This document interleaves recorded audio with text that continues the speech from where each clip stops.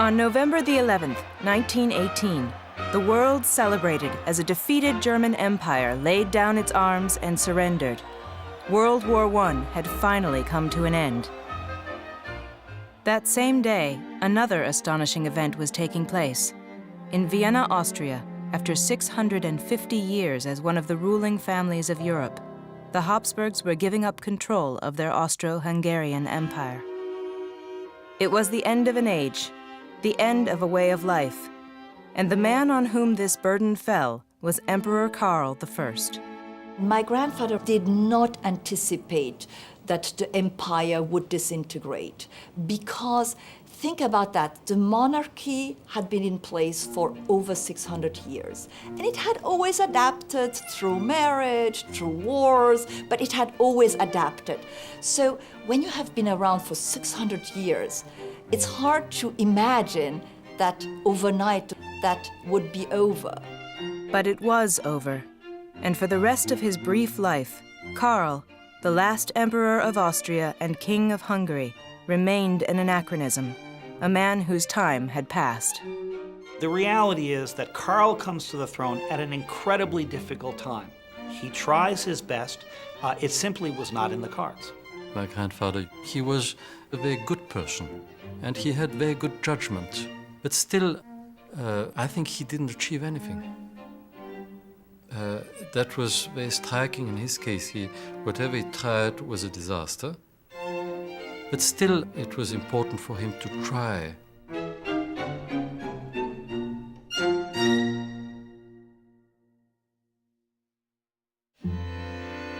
Mid-November 1916, Vienna, Austria. After 2.5 years at war, the citizens of this once gay and prosperous city had grown accustomed to uncertainty and apprehension. But now, even more unsettling events were taking place. The man who'd ruled their empire for the last 68 years, Franz Joseph, Emperor of Austria and King of Hungary, was dying. Emperor Franz Joseph dominated the culture of the empire for some 60 years. His face was in every classroom, in every public office. It was on the money. Everywhere you turned, you had this gentle old grandfatherly man who was seen as the head of state. And there was some concern, how could anybody replace that type of presence? Archduke Karl, the man waiting in the wings to assume his family's throne, was young and untested. He was descended from a long line of Habsburgs who had reigned over the Austro-Hungarian Empire, one of the largest empires on earth. Karl's family began building its empire in the late 1200s when Emperor Rudolf von Habsburg laid claim to the ancient kingdom of Bohemia. Over the next 6.5 centuries, the Habsburgs, shrewd politicians and savvy businessmen, increased their holdings through battle, inheritance, and marriage. The empire encompassed about half of Europe, half of continental Europe, north to south, center to east. We're talking about 15 different languages, peoples that would later belong to nations as varied as Italy, Slovenia, all of Yugoslavia, Poland, Muslim Slavs, Christians, Jews. In the process, the fate of the Habsburg family and the empire they'd amassed became intertwined. Whereas other countries didn't need dynasties to exist. After all, when you cut off the head of Louis XVI, there's still a France. The Habsburgs are different in the sense that the state that they rule more than any other has been put together by dynastic inheritance. The result is that the Austrian Empire, later Austria-Hungary, is a state that is the personal creation of that dynasty. At its height, more than 50 million people lived in relative peace within the vast Habsburg Empire, and Austria-Hungary became a bastion of culture and refinement. The Habsburg monarchy was in reality a very well-functioning state. It had a government that was headed by a monarch who was devoted, if not brilliant, at least hard-working and responsible. It had a good army. It had an economy that was vibrant. It was great in philosophy, it was great in science with people like Freud, for example, and in the world of music, the Austro-Hungarian Empire was simply the best. Everything from Mozart and Haydn to Beethoven and Schumann and Brahms, it was culturally at the very top.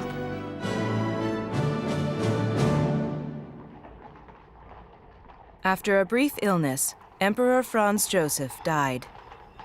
He was buried on November 30th, 1916, and representatives from throughout Europe and the Empire turned out for his funeral. Walking just behind the hearse was 29-year-old Karl and his wife Zita, dressed in black. Some people liken that transition to the Camelot era of the United States. Here you have this young, dynamic couple who are going to become the new emperor and empress.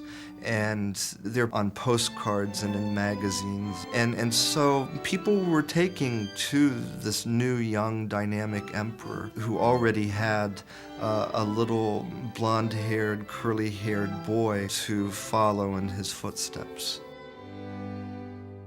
Karl had planned for a career in the military, and he'd built a reputation as a dependable and loyal officer in the Imperial Army. His wife was the Italian-born Princess Zita of Bourbon-Parma. She and Karl had known each other since childhood. They saw each other quite a number of times, and then later on, I guess she became very pretty, and so he was very attracted to her, and so he made everything to arrange possible meetings with her, and that's the way things developed.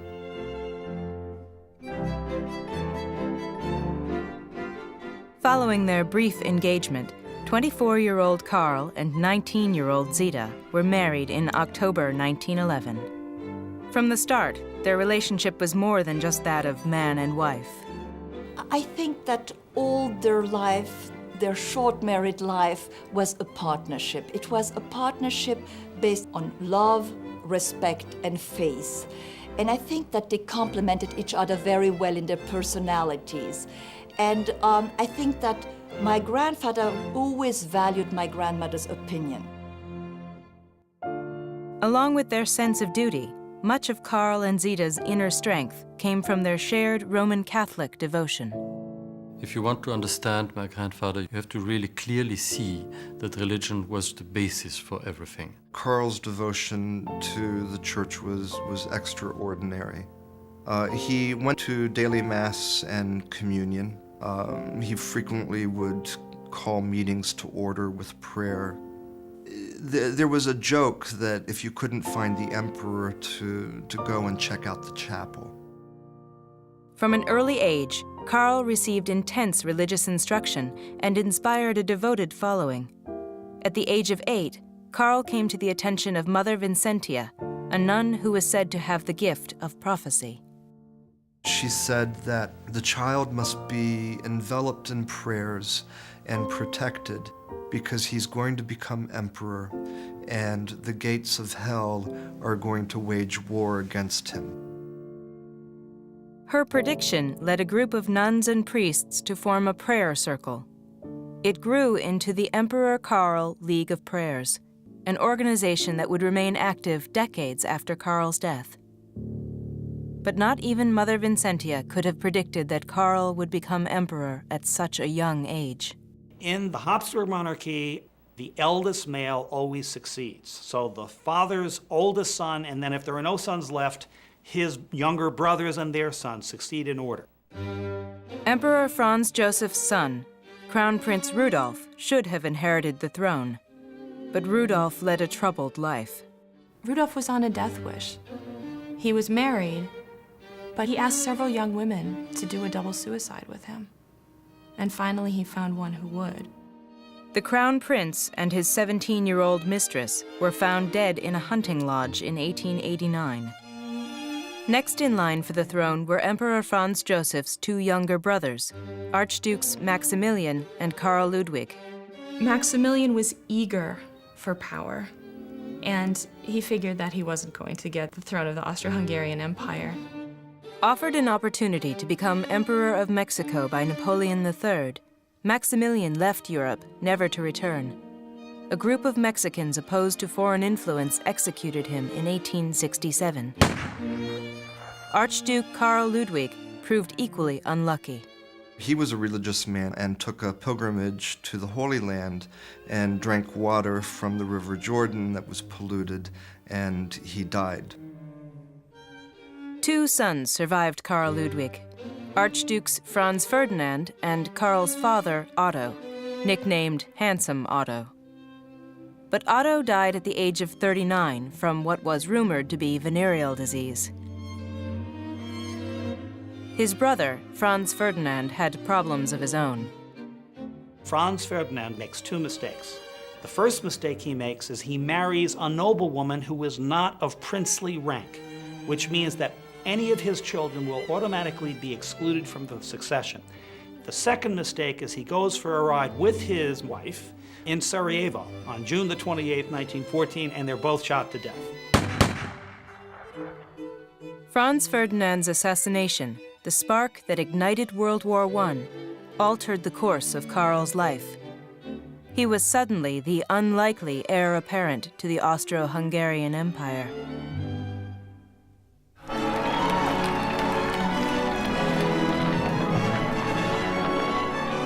In December 1916, 29-year-old Karl and 24-year-old Zita were crowned in an elaborate ceremony in Budapest.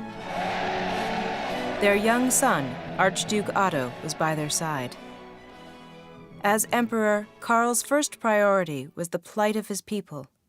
Austria-Hungary was at war. In August 1914, World War I had erupted across Europe. The British, French, and Russians were pitted against the Allied German and Austro-Hungarian empires. But the Austro-Hungarians were not on equal footing with their ally. Germany was clearly militarily and economically in the lead. In fact, it was the dominant country on the continent and in European affairs. The Germans were the better armed and the better trained and the better equipped. So they took a dominant role in the decisions of the war. In fact, the Austro-Hungarians had been effectively shut out from any real decision-making for some time, and the war was not going well. By the time Karl inherited his throne, nearly 500,000 Austro-Hungarian soldiers had lost their lives on the front lines. He didn't have to rely upon aides to whitewash the truth for him because he knew what was happening. He had experienced the suffering. He had seen the piles of bodies, the smelling, the rats. I was told that he was really crying in front of that disaster. Karl was also deeply concerned about the welfare of his civilian population. Throughout the empire, food shortages were common, housing was limited, and with little coal available, his people were freezing.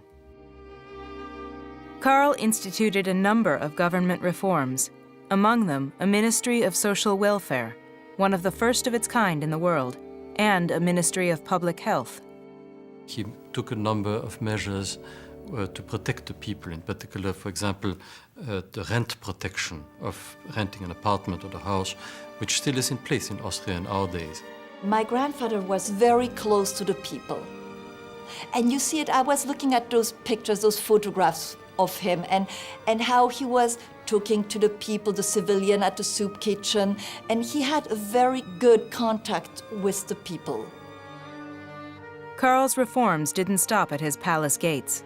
He and Zita insisted that if their people had to do without, then the imperial household would also have to economize. In his household, what did they do? So they reduced the food to military rations. So, and my grandmother told me once that the German generals who came to visit complained bitterly about how bad the food was to my grandmother. And my grandmother said, you know, that's the food our soldier get. So that was end of that conversation. But Karl knew that as long as the war persisted, his soldiers would continue to die and his people continue to starve. The only real solution was to end the war. This became his mission. It would be fortunate if we could have peace and understanding in Europe as quickly as possible. What does this mean? What will we give up? We will be giving up hundreds of thousands of deaths. We will give up the daily burden for hundreds of millions. We give up the further destruction of Europe. When my grandfather became emperor, his first goal was the search and the accomplishment of peace. And at the time it was very courageous, because at the time talking about peace was not politically correct, to be very honest. Karl and his cousin, German Kaiser Wilhelm, were on good terms, and whenever they met, Karl tried to persuade his ally to end the war. But the German generals pointed to their successful use of submarine warfare in the Atlantic as proof of their invincibility. England, they predicted, would soon be a beleaguered fortress.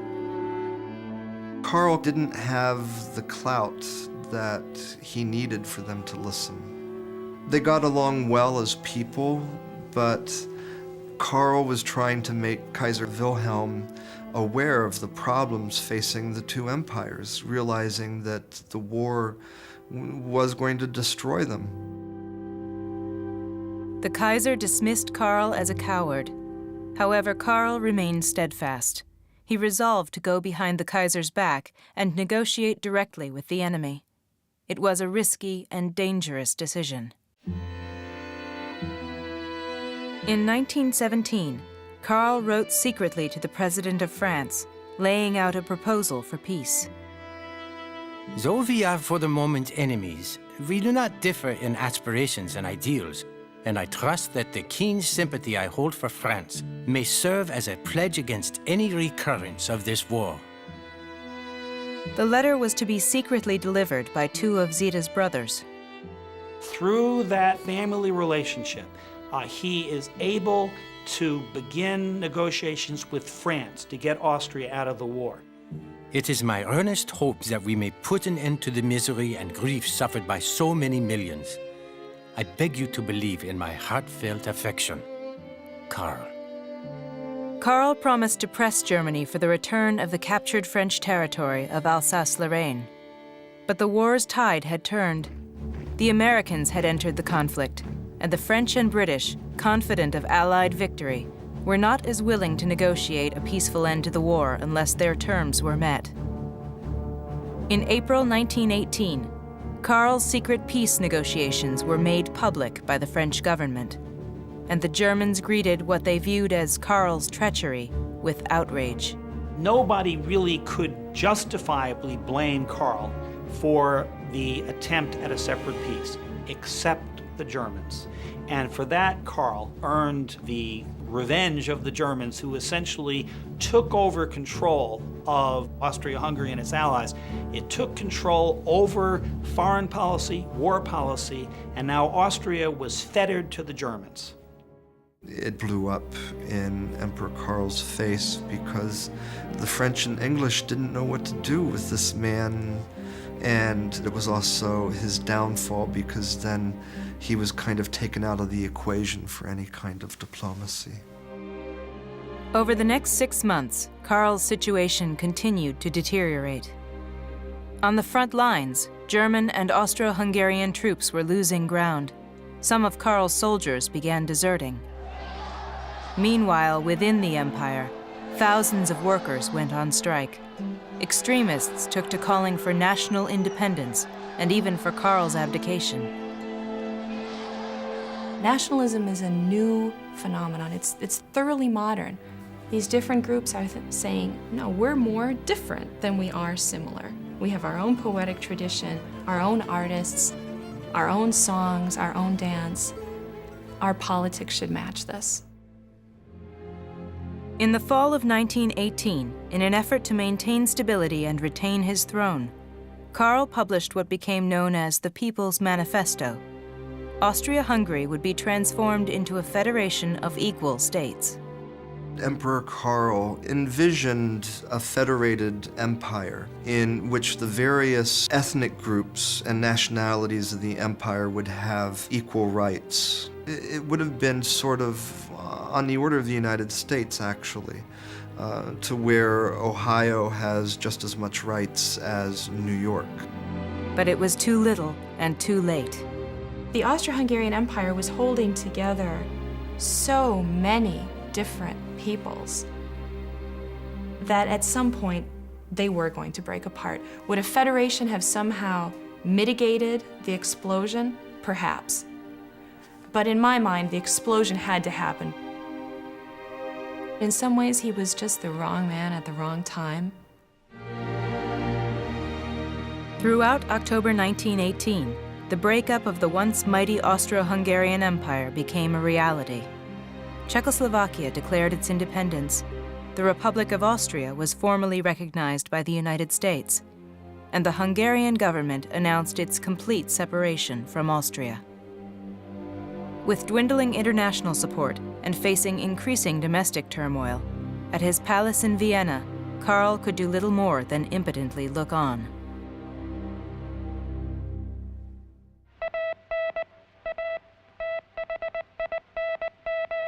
At 11 o'clock on November 11, 1918, World War I came to an end.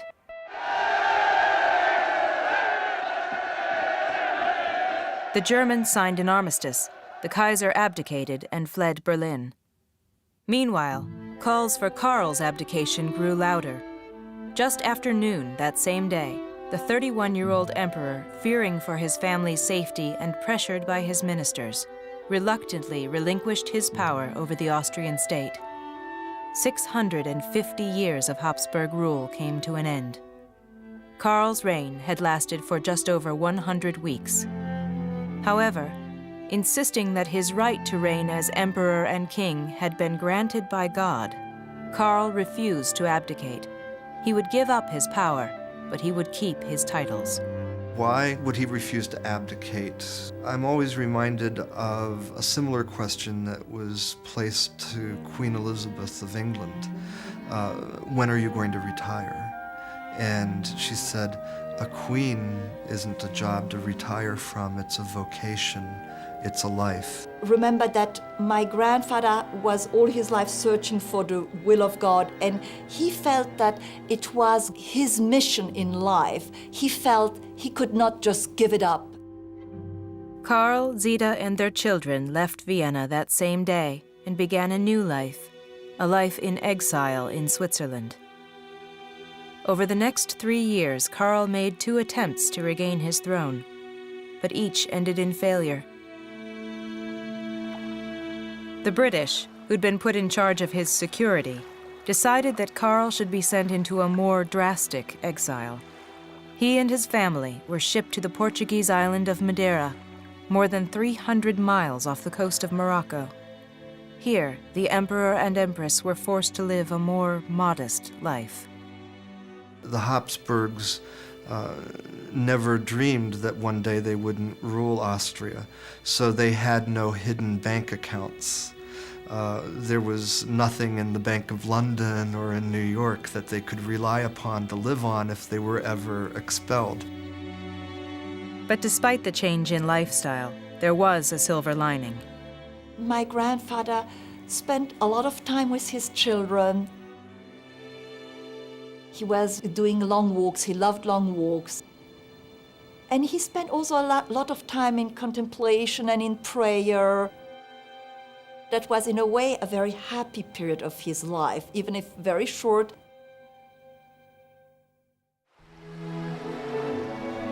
After 6 months in a cold and damp house, Karl, never robust, came down with pneumonia. His condition rapidly deteriorated. In those final hours of his life, there were a few very important things which came back. And the first thing is that he dearly loved my grandmother, and so he said goodbye to her, and he told her that he loved her immensely. He also named all his children and said he was asking Jesus to take them in his protection. And also he was thinking of his people, and so he clearly said that he was ready to offer his life for the future of his people, that they would get together one day. Karl died on April 1st, 1922. He was 34 years old. At the time of his death, his 30-year-old widow was pregnant with her 8th child. The children of the emperor talk about they knew the moment when their father died, and that was when Empress Zita walked out of the sick room and she was in head-to-toe black. The Empress wore black every day for the rest of her life. The first thing which of course a child remembers is that she was always dressed in black. I think it was not an easy time, and she was also quite tough. But she had to be tough because, I mean, managing 8 children alone is a big task. Empress Zita lived for another 67 years, dying in Switzerland in 1989 at the age of 96. Zita lived long enough to see her husband's former empire divided into not just Austria and Hungary, but also Romania, Poland, Czechoslovakia, and Yugoslavia. After Karl's death, the group that had formed while he was still a boy, the Emperor Karl League of Prayers, focused their attention on having Karl declared a saint. In 1960, a bedridden nun in Brazil was, she believed, miraculously healed after she too began praying for Karl's glorification. And over 40 years later, in 2004, some 300 of Karl's descendants gathered in Rome for his beatification ceremony. There were tapestry hanging from the balconies of St. Peter, and suddenly those tapestry were rolled up and appeared the picture of my grandfather. And it was very impressive because suddenly we realized he is an official example for the whole Christianity of a way to live the Christian virtue, and here he is. It was just an extraordinary event. Officially, the Pope explained the beatification very clearly. He said this beatification will be an example for politicians, particularly in Europe, so that they can realize that it's possible to try and reach perfection, even in politics. Karl, the last Emperor of Austria and King of Hungary, was labeled a traitor and failure during his lifetime. His own people exiled him.